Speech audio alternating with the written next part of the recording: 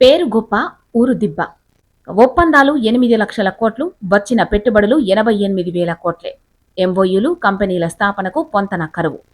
Socio economic అవుట్లుక్లో వివరాల వెల్లడి. పేరు గొప్ప, ఊరు దిబ్బ అన్న చందంగా తయారైంది కాంగ్రెస్ సర్కారు పరిపాలన. ఒప్పందాలు మాత్రం లక్షల కోట్ల స్థాయిలో ఉన్నట్టు ఘనంగా ప్రచారం చేసుకుంటున్న రేవంత్ సర్కారుకు వచ్చిన పెట్టుబడులు చూస్తే మాత్రం షాక్ తగులుతోంది. రాష్ట్రంలో కాంగ్రెస్ పార్టీ అధికారంలోకి వచ్చాక గడిచిన 2 ఏళ్లలో 8 లక్షల కోట్లకు పైగా పెట్టుబడి ఒప్పందాలు జరిగినట్లు ప్రభుత్వం ఇటీవల జరిగిన గ్లోబల్ సమ్మిట్ సదస్సు సందర్భంగా ప్రకటించింది. కాగా డిసెంబరు 2023 నుంచి డిసెంబరు 2025 మధ్య టీజీఐఐసి ద్వారా 998 యూనిట్లకు భూములు కేటాయించగా ఆ యూనిట్లు పెడుతోన్న పెట్టుబడులు 88,534 కోట్లని తాజాగా ప్రభుత్వం విడుదల చేసిన సోషియో ఎకనామిక్ అవుట్లుక్ 2026లో వెల్లడించారు. అంటే ఇప్పటి వరకు జరిగిన ఒప్పందాల్లో 10% వరకు కంపెనీలు మాత్రమే ప్రారంభించేందుకు ముందుకొచ్చినట్లు తెలుస్తోంది. ఎకనామిక్ అవుట్లుక్ వివరాల ప్రకారం రాష్ట్రంలో కాంగ్రెస్ పార్టీ అధికారం చేపట్టాక టీజీఐఐసి 998 యూనిట్లకు 2,195 ఎకరాల భూములు కేటాయించింది. దీని ద్వారా 88,534 కోట్ల పెట్టుబడులు, 75,008 మందికి ఉద్యోగ అవకాశాలు లభించాయి. కానీ మొత్తంగా టీజీఐఐసి తెలిపిన వివరాల ప్రకారం 2 ఏళ్లలో సుమారు 3,000 యూనిట్లకు అనుమతులు మంజూరు చేయగా అందులో దాదాపు 90% పైగా కంపెనీలు ఎంఎస్ఎంఈ రంగానికి చెందినవే కావడం విశేషం. అయితే ఇందులో దాదాపు 2,000కు పైగా యూనిట్లు టీజీఐఐసి భూములతో సంబంధం లేకుండా సొంత జాగాల్లోనే ఏర్పాటు చేసుకున్నట్లు తెలుస్తోంది.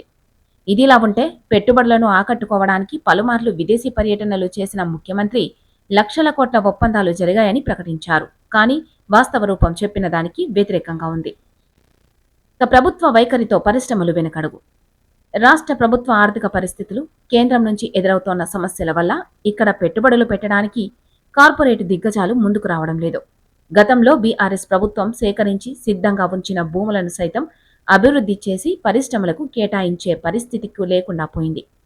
ముఖ్యంగా ఫార్మాసిటీని రద్దు చేస్తున్నట్లు ప్రకటించడం, అనంతరం కోర్టు ఆదేశాల ప్రకారం అన్ని రంగాల పరిశ్రమలు ఏర్పాటు చేసుకునేందుకు వీలుగా గ్రీన్ ఫార్మాసిటీని అభివృద్ధి చేస్తున్నట్లు ప్రభుత్వం ప్రకటించడం తెలిసిందే. రాష్ట్రంలో ఫార్మా రంగ అభివృద్ధికి పుష్కలంగా అవకాశాలుండడంతో గత ప్రభుత్వం ప్రత్యేకంగా ప్రపంచ స్థాయి ప్రమాణాలతో ఫార్మాసిటీని అభివృద్ధి చేయాలని సంకల్పించింది. అప్పట్లో పెద్ద ఎత్తున పరిశ్రమలు పెట్టుబడులు పెట్టేందుకు ముందుకొచ్చాయి. ఈ మధ్యలో ప్రభుత్వం మారడం, ఫార్మాసిటీని రద్దు చేస్తున్నట్లు ప్రకటించడంతో ఔషధ సంస్థలు పునరాలోచనలో పడ్డాయి. అలాగే సెమీకండక్టర్ల పరిశ్రమకు రాష్ట్రంలో సరైన విధంగా రాయితీలు ఇవ్వకపోవడం, గుజరాత్, ఏపీ వంటి రాష్ట్రాలు పుష్కలంగా ప్రోత్సాహకాలు కల్పించడంతో సెమీకండక్టర్ల పరిశ్రమ కూడా రాష్ట్రానికి రాకుండా తరలిపోయింది. అలాగే గూగుల్, మైక్రోసాఫ్ట్ వంటి అనేక ప్రపంచ స్థాయి కంపెనీలు హైదరాబాద్ కేంద్రంగా తమ కార్యాలయాలను ఏర్పాటు చేయడంతో వివిధ కంపెనీలు తెలంగాణ ప్రభుత్వంతో అవగాహన ఒప్పందాలు చేసుకునేందుకు ముందుకొస్తున్నాయి.